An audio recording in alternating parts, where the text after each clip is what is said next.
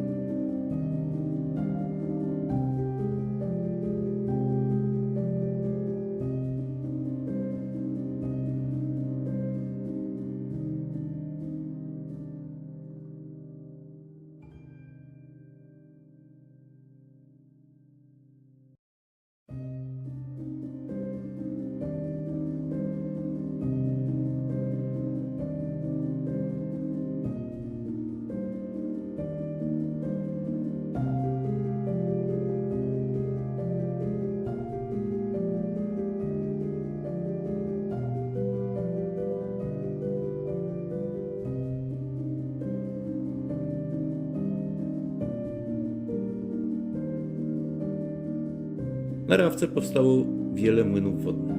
W Żydomicach istniały już w XIX wieku dwa młyny, o których wiadomo, że były wystawione do dzierżawy. Właścicielem tych młynów był dziedzic dóbr Konopnicy i okolic, Julian Starża-Majewski herbu Stary Koń. Julian w swoich dobrach wybudował m.in. gorzelnię w Konopnicy, a także, jak się zdaje, owe dwa młyny nad Rawką. Z dokumentów znamy sprawę zamiany gruntów dworskich z włościańskimi w celu utworzenia grobli i terenów zalewowych.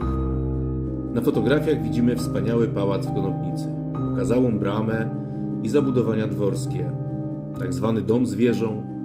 W pałacu tym mieszkała matka Juliana, Helena z Czekierskich, a także siostra Natalia Tadeuszowa-Romocka z dziećmi. Dziedzic był od zawsze kawalerem i nie miał dzieci. Gdy Julian umiera w marcu 1914 roku, tuż przed zawieruchą wojenną, na mocy swego testamentu majątek odziedziczy jego ukochany siostrzeniec i chrześniak Leszek Romocki.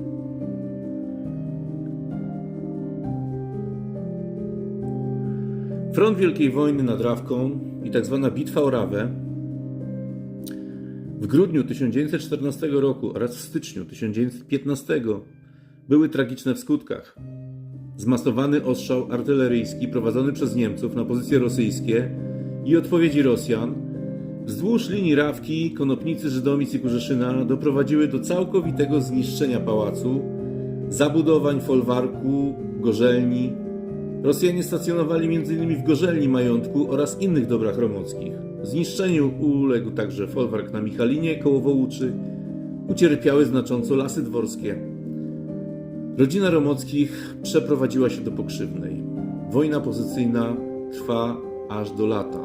Po wycofaniu się Rosjan w lipcu 1915 roku nastała pruska okupacja. Niemieckie rekwizycje koni i żywności były ogromnym obciążeniem dla mieszkańców. Ale życie powoli wracało do normalności. Było ciężko, ale już w 1916 roku zaczęto odbudowywać zniszczenia. Młody Leszek inwestował w tartak w osadzie Julianów, założonej na cześć wuja Juliana. Budował nowe czworaki i obory w Pokrzywnej oraz Julianowie.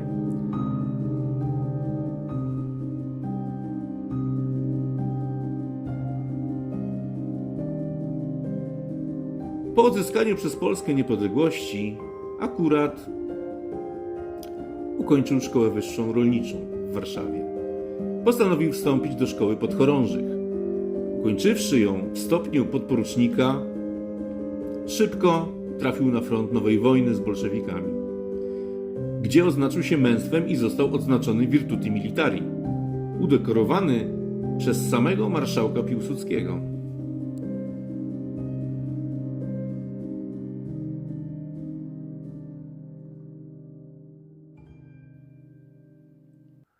Leszek Felix Romocki, herb Uprawdzic, dyplomowany agronom, człowiek światły, nowoczesny, filantrop, bohater wojenny. Był jednym z fundatorów nowego kościoła w Kurzeszynie. Miał wiele pomysłów i chciał rozwijać swoje gospodarstwo, pomnażać dobra. Odbudował zniszczoną gorzelnię w Konopnicy, rozwijał tartak, inwestował w nowe maszyny. Zakładał stawy rybne w Pokrzywnej oraz planował budowę nowoczesnego młyna w Żydomicach. W jego planach znalazły się także folusz, a nawet fabryka makaronu. W roku 1922 planowano spółkę Leszka Romockiego z Bolesławem Waśkowskim, przemysłowcem z Rawy. Podpisano umowę intencyjną, ale ze spółki nic nie wyszło. 1 sierpnia 1927 roku Urząd Przemysłowy wydał pozwolenie na urządzenie młyna wodnego w Żydomicach. 1 sierpnia 1928 roku przygotowano dokumentację, a na podstawie zezwolenia wodnoprawnego z 18 października 1928 roku wszczęto prace ziemne. Inwestor zobowiązał się dobrowolnie do wybudowania mostu na letniej przeprawie na 24 hektametrze rzeki Rawki w Żydomicach, aby ułatwić komunikację mieszkańców Konopnicy z gruntami za rzeką.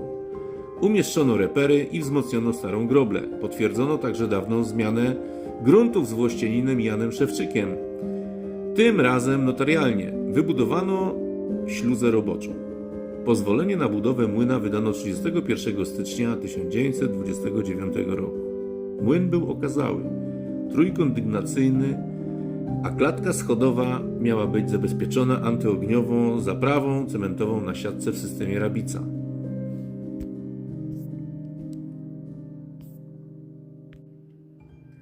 Zamontowano nowoczesną jak na tamte czasy turbinę pionową S-100 systemu Francisa z fabryki Karol Rudzki i spółka. Moc użyteczna na wale turbiny wynosiła 48 koni mechanicznych. Zamówienie wraz z sprzętem, wałkami i łożyskami opiewało na ponad 8 000 złotych.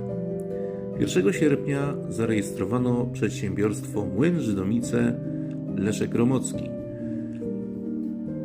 W tym samym też czasie Leszek uzyskał patent na prowadzenie tegoż przedsiębiorstwa. Młyn został oddany do użytku z końcem 1930 roku. W kwietniu 1931 roku wpisano przedsiębiorstwo do rejestru handlowego.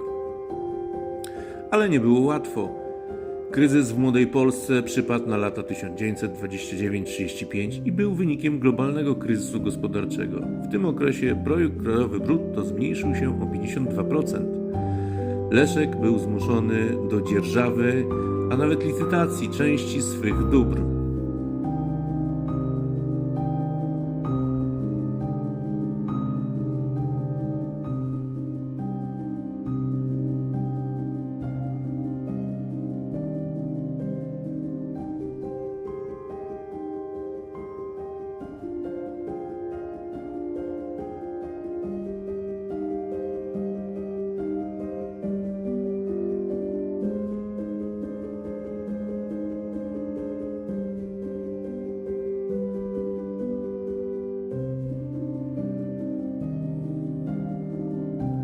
W latach 1935-36 Leszek wydzierżawił młyn Rachmilowi Dornowi z Rawy.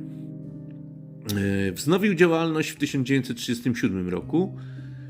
Jeszcze w 1943 był właścicielem młyna, co potwierdzają niemieckie dokumenty z tego roku. W każdym razie prawdopodobnie pozbył się nieruchomości jeszcze przed reformą rolną na rzecz Macieja Paschalisa Jakubowicza. Ów był potomkiem słynnej rodziny ormiańskiej, wytwórców pasów kontuszowych, uszlachconej w XVIII wieku przez króla Stanisława Augusta Poniatowskiego. Możliwe też, że ów Paschalis przejął młyn od Leszka jako nominat nowych władz. Nie wiemy tego. W każdym razie dnia 22 czerwca 1946 roku komuniści przejęli nieruchomość Osada Młyńska w Żydomicach. Pismem z 1946 roku Zarząd Państwowej Nieruchomości Ziemskich przejął od prawowitego właściciela majątek, by następnie wydzierżawić go nowemu właścicielowi w roku 1948. Tak oto komunistyczne już w istocie władze w majestacie prawa właściwie ukradły nieruchomość, by następnie czerpać korzyści z jej dzierżawy. Młyn, jak i jego inwentarz był już znacznie podupadły w tym czasie. Turbina była w złym stanie, a wysokie podatki od tzw. poboru wody sprawiły, że prowadzenie działalności stało się nieopłacalne w warunkach komunistycznej gospodarki. Z czasem konstrukcję rozebrano do parteru, a turbinę ponoć przejął młyn w Szymanowie. Obecnie budynek służy jako magazyn, spichlerz na zboże, ale był też miejscem, gdzie wyprawiono wesele córki ówczesnego właściciela. Urokliwe miejsce zostało utrwalone na kartach papieru przez przejeżdżających czeskich turystów w latach 60. Wówczas budowla miała jeszcze wszystkie 3 kondygnacje, ale już było widać, że konstrukcja podupadła.